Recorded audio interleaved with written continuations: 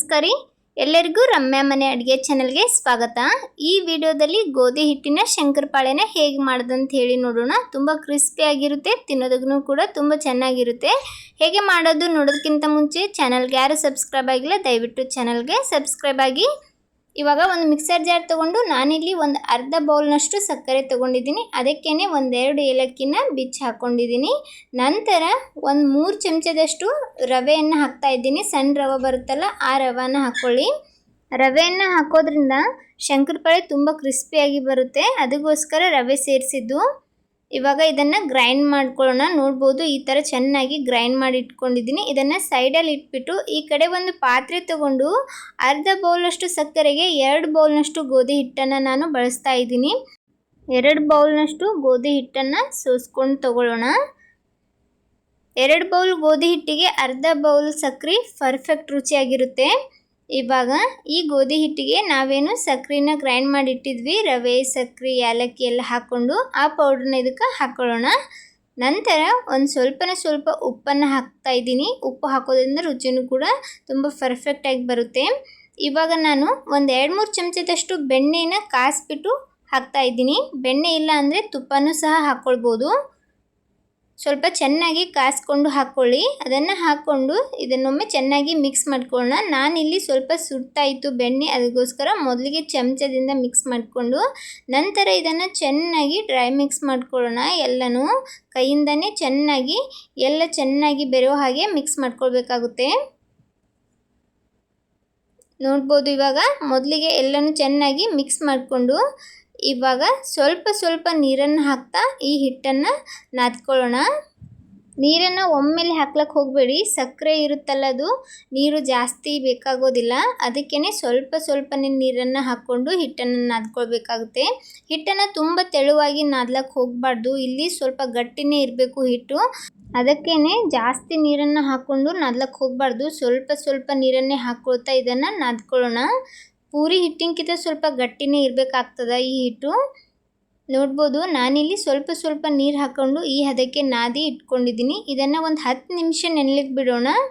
10 ನಿಮಿಷದ ನಂತರ ನಾನಿಲ್ಲಿ ತೋರಿಸ್ತಾ ಇದ್ದೀನಿ, ಹಿಟ್ಟು ಸ್ವಲ್ಪ ಸ್ಮೂತ್ ಕೂಡ ಆಗಿತ್ತು। ಅದನ್ನು ಜಾಸ್ತಿ ನಾದಕ್ಕೆ ಹೋಗಬೇಡಿ, ಈ ಥರ ಮಾಡಿಕೊಂಡು ಅದರೊಳಗೆ 1-2 ಉಳ್ಳೆಗಳಾಗಿ ಮಾಡ್ತಾ ಇದ್ದೀನಿ। ಒಮ್ಮೆಲೇನೂ ಸಹ ಮಾಡ್ಬೋದು, ಒಮ್ಮೆಲೆ ಮಾಡೋದಕ್ಕೆ ಕಷ್ಟ ಅನಿಸಿದ್ರೆ ಈ ಥರ 2 ಉಳ್ಳೆಗಳಾಗಿ ಮಾಡಿಕೊಂಡು ಮಾಡ್ಬೋದು। ನಾನಿಲ್ಲಿ ಅದನ್ನು ಜಾಸ್ತಿ ಮಿದ್ದಕ್ಕೆ ಹೋಗಿಲ್ಲ, ಹಿಟ್ಟನ್ನು ಇದಕ್ಕೆ ಜಾಸ್ತಿ ಚಪಾತಿ ಥರ ಮಿದ್ದಿ ನಾದ್ಲಕ್ಕೆ ಹೋಗಬಾರ್ದು, ಅಷ್ಟೇ ಮೇಲ್ಗಡೆನೇ ನಾದ್ಕೊಳ್ಬೇಕಾಗ್ತದೆ।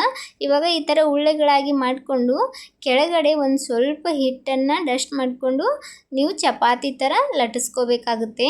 ಆದರೆ ಚಪಾತಿ ಥರ ತುಂಬ ತೆಳುವಾಗಿ ಲಟ್ಟಿಸಕ್ಕೆ ಹೋಗಬೇಡಿ, ಸ್ವಲ್ಪ ದಪ್ಪನೇ ಇರಬೇಕಾಗ್ತದೆ, ಪೂರ್ತಿ ಚಪಾತಿ ಥರ ಏನು ಲಟ್ಟಿಸ್ಕೊಳ್ಳೋದು ಬೇಕಾಗಿಲ್ಲ। ಇವಾಗ ನೋಡ್ಬೋದು ನಾನಿಲ್ಲಿ ತೋರಿಸ್ತಾ ಇದ್ದೀನಿ, ಇಷ್ಟು ದಪ್ಪ ಇರಬೇಕು ಅಂದರೆ ಚೆನ್ನಾಗಿ ಬರುತ್ತೆ, ಲೇಯರ್ ಬೈ ಲೇಯರ್ ಆಗಿ ಬರ್ತದೆ, ಅದಕ್ಕೋಸ್ಕರ ಒಂದು ಸ್ವಲ್ಪ ದಪ್ಪನೇ ಇದನ್ನು ಲಟ್ಟಿಸ್ಕೊಳ್ಳಿ। ಇವಾಗ ಎಡ್ಜಸ್ಸಲ್ಲಿರೋದೆಲ್ಲ ಕಟ್ ಮಾಡಿ ತೆಗೆಯೋಣ। ಇದನ್ನು ಈ ಥರ ಸ್ಕ್ವೇರಲ್ಲಿ ಕಟ್ ಮಾಡ್ಕೊಂಡ್ಬಿಟ್ಟು ನಿಮಗೆ ಯಾವ ಶೇಪಲ್ಲಿ ಬೇಕು ಆ ಶೇಪಲ್ಲಿ ಶಂಕರಪಾಳೆನ ಕಟ್ ಮಾಡ್ಕೊಳ್ಬೋದು। ಡೈಮಂಡ್ ಶೇಪಲ್ಲಾದರೂ ಕಟ್ ಮಾಡ್ಕೊಳ್ಬೋದು, ಸ್ಕ್ವೇರ್ ಶೇಪಲ್ಲಾದರೂ ಕಟ್ ಮಾಡ್ಕೊಳ್ಬೋದು। ನಾನಿಲ್ಲಿ ಸ್ಕ್ವೇರ್ ಶೇಪಲ್ಲಿ ಕಟ್ ಮಾಡ್ತಾ ಇದ್ದೀನಿ। ಸೈಜ್ ಯಾವ ಥರ ಬೇಕು ಆ ಥರ ಸೈಜಲ್ಲಿ ನೀವು ಕಟ್ ಮಾಡ್ಕೊಳ್ಳಿ। ಒಂದು ಸ್ವಲ್ಪ ಈ ಥರ ದಪ್ಪ ಸೈಜಲ್ಲೇ ಕಟ್ ಮಾಡ್ಕೊಳ್ಳಿ, ತುಂಬ ಚೆನ್ನಾಗಿ ಅನಿಸುತ್ತೆ, ನೋಡೋದಕ್ಕೂ ಸಹ ತುಂಬ ಚೆನ್ನಾಗಿ ಬರುತ್ತೆ। ನೋಡ್ಬೋದು ಇಷ್ಟು ದಪ್ಪವಾಗಿರಬೇಕು, ತುಂಬ ತೆಳುವಾಗಿಯೂ ಇರಬಾರ್ದು, ಇದು ಮತ್ತು ಸೈಜಲ್ಲಿ ಡಬಲ್ ತ್ರಿಬಲ್ ಆಗುತ್ತೆ।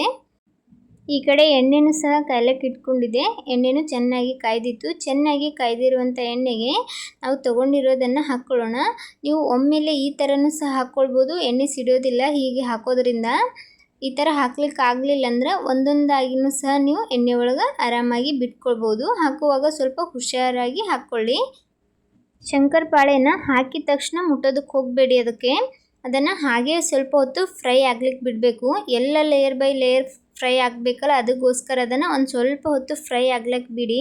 ಶಂಕರಪಾಳೆ ಹಾಕುವಾಗ ಎಣ್ಣೆ ತುಂಬ ಹೀಟಾಗಿರಬಾರ್ದು, ಮೇಲ್ಗಡೆ ಎಲ್ಲ ಫ್ರೈ ಆಗಿ ಒಳಗಡೆ ಹಾಗೆ ಉಳಿದ್ಬಿಡುತ್ತೆ। ಮೀಡಿಯಮ್ ಹೀಟಲ್ಲಿರುವಂಥ ಎಣ್ಣೆ ಒಳಗೇ ಶಂಕರಪಾಳೆ ಹಾಕ್ಕೊಂಡು ಮೀಡಿಯಮ್ ಫ್ಲೇಮಲ್ಲಿ ಇಟ್ಕೊಂಡು ಚೆನ್ನಾಗಿ ಫ್ರೈ ಮಾಡ್ಕೊಳ್ಳಿ, ಅಂದರೆ ಒಳಗಡೆನೂ ಸಹ ಚೆನ್ನಾಗಿ ಫ್ರೈ ಆಗುತ್ತೆ।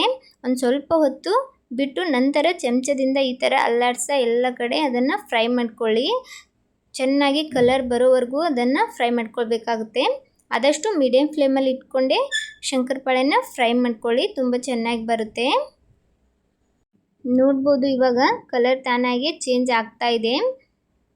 ಇದೇ ಥರ ಚೆನ್ನಾಗಿ ಕಲರ್ ಬರೋವರೆಗೂ ಫ್ರೈ ಮಾಡಿಕೊಂಡು ಇವಾಗ ನೋಡ್ಬೋದು ಪರ್ಫೆಕ್ಟಾಗಿ ಕಲರ್ ಬಂದಿದೆ. ಈ ಥರ ಕಲರ್ ಬಂದ ತಕ್ಷಣ ಇದನ್ನು ಎಣ್ಣೆಯನ್ನು ಜಾನ್ಸ್ಬಿಟ್ಟು ಎಣ್ಣೆಯಿಂದ ತೆಕ್ಕೊಳ್ಳೋಣ. ನೋಡ್ಬೋದು ಜಾಸ್ತಿ ಎಣ್ಣೆನೂ ಸಹ ಹಿಡ್ದಿಲ್ಲ. ಗೋಧಿ ಹಿಟ್ಟಿನ ಶಂಕರಪಾಳೆಗೆ ಅಷ್ಟೊಂದು ಎಣ್ಣೆನೂ ಕೂಡ ಹಿಡಿಯೋದಿಲ್ಲ.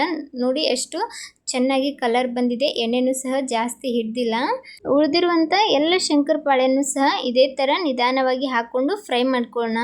ನಿಮ್ಗೆ ತೋರಿಸ್ತಾ ಇದ್ದೀನಿ, ಇಲ್ಲಿ ನೋಡ್ಬೋದು ಎಷ್ಟು ಚೆನ್ನಾಗಿ ಬಾಯಿ ಬಿಸ್ತಿದೆ. ಶಂಕರಪಾಳೆ ಪರ್ಫೆಕ್ಟಾಗಿ ಒಳಗಡೆ ಎಲ್ಲ ಬೇಕಾಗಬೇಕಂದ್ರೆ ಈ ಥರ ಬಾಯಿ ಬಿಚ್ಚಿರಬೇಕು, ಆವಾಗಲೇ ಪರ್ಫೆಕ್ಟಾಗಿ ಶಂಕರಪಾಳೆ ರೆಡಿ ಆಗಿದೆ ಅಂತ ಹೇಳರ್ಥ. ಇವನು ಸಹ ಚೆನ್ನಾಗಿ ಕಲರ್ ಬರೋವರೆಗೂ ಫ್ರೈ ಮಾಡಿಕೊಂಡು ತೆಕ್ಕೊಳ್ಳೋಣ. ನೋಡಿದ್ರೆ ಫ್ರೆಂಡ್ಸ್ ಯಾವ ಥರ ಗೋಧಿ ಹಿಟ್ಟಿಂದ ಶಂಕರಪಾಳೆನ ಮಾಡ್ಕೊಳ್ಬೋದು ಅಂಥೇಳಿ. ತುಂಬ ಕ್ರಿಸ್ಪಿ ಆದಂಥ ಶಂಕರಪಾಳೆ ರೆಡಿ ಆಗಿದೆ. ನಾನಿಲ್ಲಿ ಒಂದು ಪ್ಲೇಟಲ್ಲಿ ಎಲ್ಲನೂ ಸರ್ವ್ ಮಾಡ್ಕೊಂಡಿದ್ದೀನಿ. ನೋಡ್ಬೋದು ಎಲ್ಲನೂ ಚೆನ್ನಾಗಿ ಬಾಯಿ ಬಿಚ್ಚಿವೆ, ಪ್ರತಿಯೊಂದು ಸಹ ತುಂಬ ಚೆನ್ನಾಗಿ ಬಂದಿದೆ. ಈ ರೆಸಿಪಿ ಇಷ್ಟ ಆದರೆ ನೀವು ಸಹ ಟ್ರೈ ಮಾಡಿಬಿಟ್ಟು ಹೇಗೆ ಬಂದಿತ್ತು ಅಂತ ಹೇಳಿ ಕಮೆಂಟ್ ಮಾಡೋದು ಮಾತ್ರ ಮರಿಬೇಡಿ. ಹಾಗೆ ವಿಡಿಯೋ ಒಂದು ಲೈಕ್ ಕೊಡಿ. ಇದೇ ಥರದ ಇನ್ನಷ್ಟು ರೆಸಿಪಿಗೋಸ್ಕರ ರಮ್ಯಾ ಮನೆ ಅಡುಗೆ ಚಾನಲನ್ನು ಸಬ್ಸ್ಕ್ರೈಬ್ ಮಾಡ್ಕೊಳ್ಳಿ. ಇನ್ನು ಚಾನಲ್ಗೆ ಸಬ್ಸ್ಕ್ರೈಬ್ ಆಗದೆ ಯಾರೆಲ್ಲ ವಿಡಿಯೋ ನೋಡ್ತಾ ಇದ್ದೀರಾ ದಯವಿಟ್ಟು ನನ್ನ ಚಾನಲ್ನ ಸಬ್ಸ್ಕ್ರೈಬ್ ಮಾಡಿಕೊಂಡು ಕೊನೆವರೆಗೂ ವಿಡಿಯೋನ ನೋಡಿ. ನನ್ನ ವಿಡಿಯೋನ ಯಾರೆಲ್ಲ ನೋಡ್ತಾ ಇದ್ದೀರಾ ಎಲ್ಲರಿಗೂ ಧನ್ಯವಾದಗಳು.